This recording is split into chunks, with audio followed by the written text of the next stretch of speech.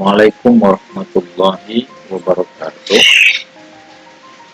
Saudara sekalian, pada kesempatan ini saya akan membahas materi tentang membahasakan pengalaman religius atau bahasa dalam pengalaman religius.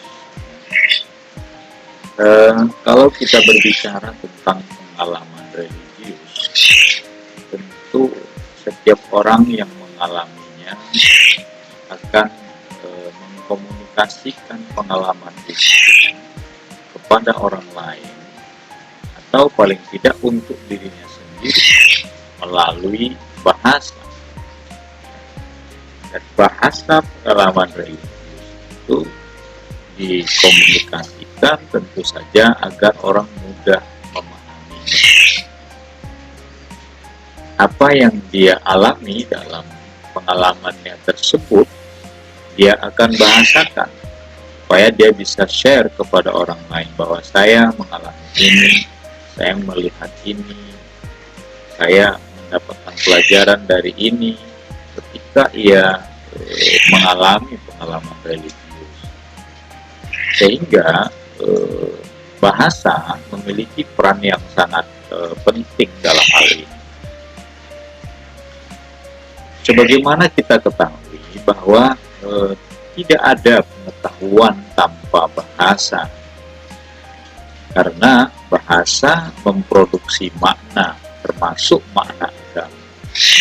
Jadi kalau bahasa itu dia memproduksi makna, ketika kita mengkomunikasikan apa yang kita alami, apa yang kita lihat, apa yang kita rasakan, sesungguhnya kita sedang dalam proses produksi makna. Saya mengalami ini, menjelaskan ini, merasakan ini. Dalam hal ini ada sebuah produk yang kita hasilkan, di mana makna yang ingin kita sampaikan itu bisa menjadi pengalaman bagi orang, bisa menjadi pelajaran bagi orang, bisa menjadi iktibar. Dan pengalaman atau pengetahuan yang didapatkan lalu bisa kita komunikasikan dengan bahasa. Nah, dalam hal ini termasuk tentu saja makna agama atau memaknai agama dalam bahasa. Mau tidak mau, kita harus memahami juga bahwa makna adalah hasil signifikasi terhadap tanda. Meskipun makna kadang hadir berdasar dugaan yang tidak jarang bersifat kabur dan krusial. Ada kalanya makna dipahami bukan sebagai elemen agama, ada kalanya dikenal sebagai bagian dari ilmu pengetahuan. Lalu bagaimana sesungguhnya bahasa dan korelasinya dengan agama secara umum? Nah, pengalaman keagamaan kita akan coba menjelaskannya atau membahasakannya apa yang dialami dalam pengalaman keagamaan, sehingga bahasa dan korelasinya dengan agama itu tentu sangat erat ya hubungannya. Bahkan kalau kita lihat semua kitab suci yang diturunkan Tuhan di muka bumi, dalam tanda petik yang saya maksud baik agama samawi atau agama arti. Ya. Kalau kita memahami agama arti, ya, mungkin kita akan debatable memahami. Tapi kalau agama samawi, karena kita yakini sebagai sebuah agama yang memang diturunkan langsung oleh Tuhan kepada manusia, maka ia sesungguhnya memiliki sifat ya, yang nyaris sama, yaitu pesan-pesan yang tersembunyi di balik bahasa. Bagaimana kita memaknai satu kata dalam Al-Quran misalnya dengan bahasa yang berbeda. Dalam hal ini kita memahami bagaimana ahli tafsir menafsirkan satu ayat dengan bahasa yang dipahami oleh ahli tafsir dengan makna yang dia tangkap dari bahasa Al-Quran tersebut.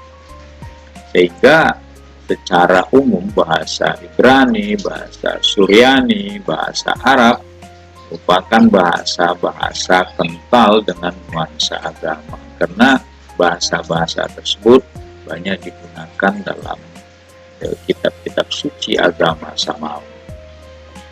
Bahasa juga difungsikan sebagai media bagi wacana keagamaan yang tentunya bisa menyangkut bahasa komunitas manapun, sepanjang untuk membicarakan dan mendiskusikan persoalan agama, yaitu language and religion. Seorang ahli antropologi agama, Joachim Waugh, menurutnya pengalaman keagamaan merupakan aspek hubungan batinnya yang terjalin antara manusia dan pikirannya atau dengan Tuhan. Setiap individu dengan individu yang lain akan merasakan pengalaman yang berbeda.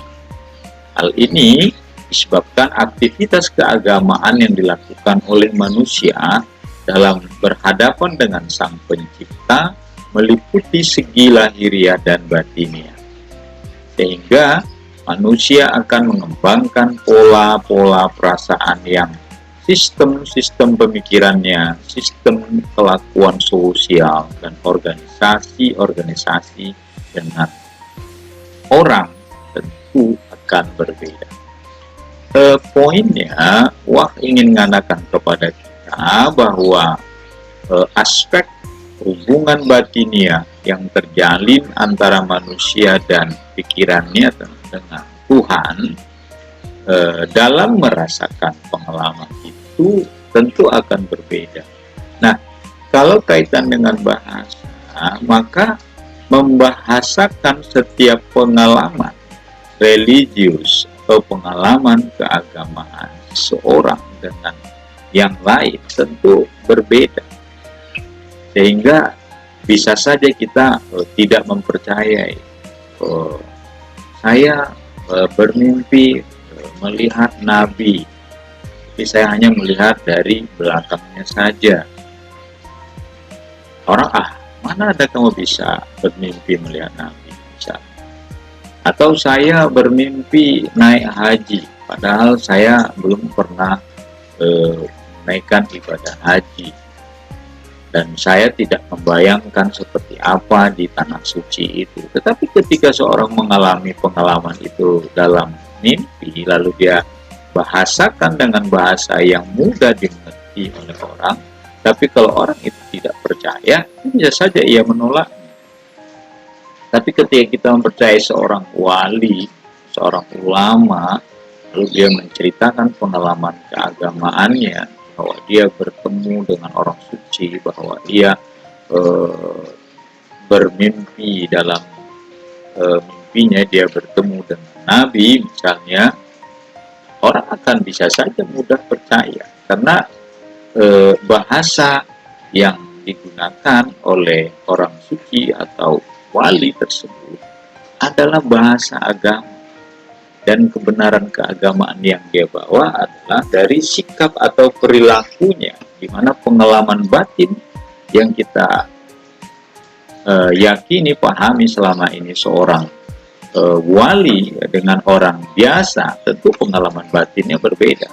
Lalu kita mempercayai dan meyakini bahwa apa yang dia lakukan atau yang dialami oleh seorang wali tersebut dalam mimpinya, kita anggap sebagai sebuah kebenaran. Dimensi ilahiyah dalam pengalaman keagamaan. Salah satu pandangan mengenai substansi pengalaman religius adalah adanya dimensi keilahian dalam pengalaman tersebut. Artinya, pengalaman religius adalah pengalaman yang bernilai keilahian. Dalam makna ini, kita memahami dalam konsep ini ada kehadiran Tuhan sebagai ciri substantif pengalaman keagamaan tersebut. Nah, membahasakan pengalaman religius ini tentu bukanlah satu hal yang mudah untuk dipahami oleh semua orang, karena pengalaman religius ini adalah pengalaman personal yang mana ciri substansinya adalah pengalaman yang kadang hanya bisa dipahami oleh yang mengalaminya, karena ia sangat bersifat personal. Dia mendapatkan semacam cahaya, dia mendapatkan nur, dia mendapatkan pencerahan, enlightenment dalam pengalaman tersebut, sehingga sangat bersifat individual sekali. Akan ada efek atau dampak dalam kehidupannya. Misalnya orang yang mengalami pengalaman kematian misalnya, sehingga dia langsung menjadi orang yang sangat soleh, orang yang sangat berubah kehidupannya yang dulu dengan kehidupannya yang sekarang. Kenapa? Karena ia mengalami sebuah dimensi di mana pengalaman keilahian yang dia alami tersebut bisa merubah pola pikir, pola tindakan, dan dia dalam mengekspresikan keagamaan.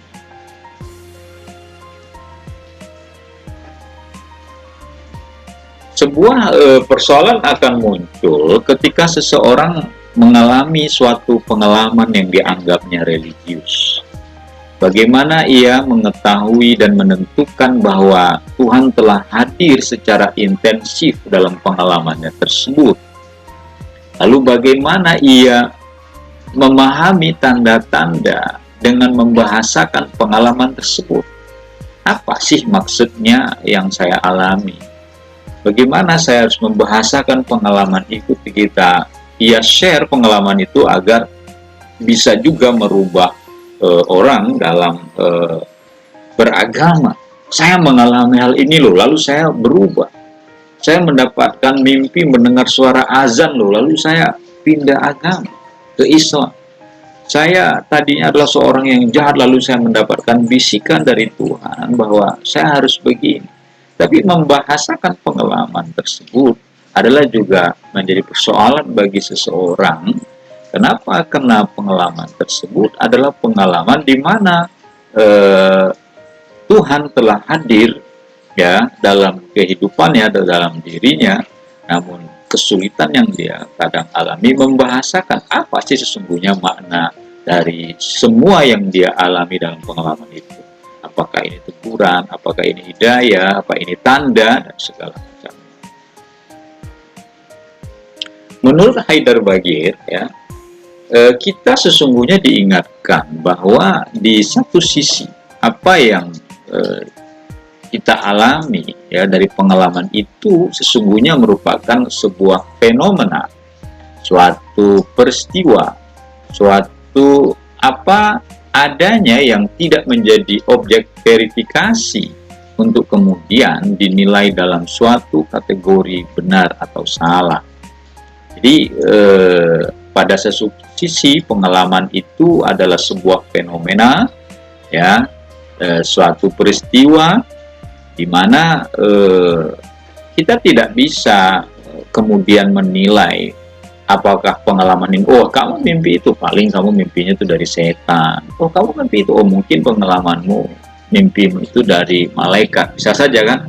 Ketika Anda diceritakan teman Anda, saya mimpi naik haji, wah itu mimpi dari malaikat, ya, sebagaimana agama teman-teman begitu.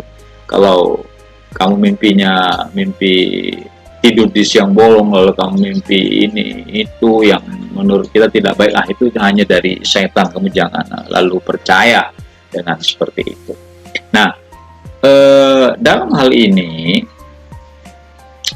pengalaman keagamaan atau pengalaman ya, di mana dipersepsikan oleh Edmund Husserl, seorang fenomenolog, pengalaman adalah sebuah dunia yang dipersepsi, ya, atau Lebenswelt, ya, bahasa Jermannya.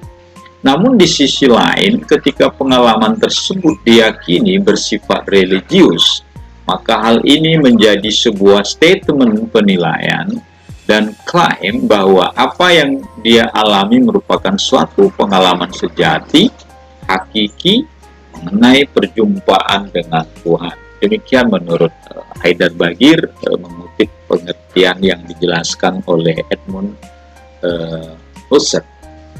Saudara-saudara sekalian, poin yang ingin saya sampaikan bahwa ada kesulitan memang ketika bahasa masuk dalam wilayah pengalaman keagamaan. Terkadang tidak semua pengalaman keagamaan itu bisa dibahasakan. Walaupun bahasa, sebagaimana saya jelaskan di atas, dia bisa memproduksi makna. Tapi kadang-kadang kita hanya bisa memahami bahwa bahasa itu memproduksi makna dan itu benar.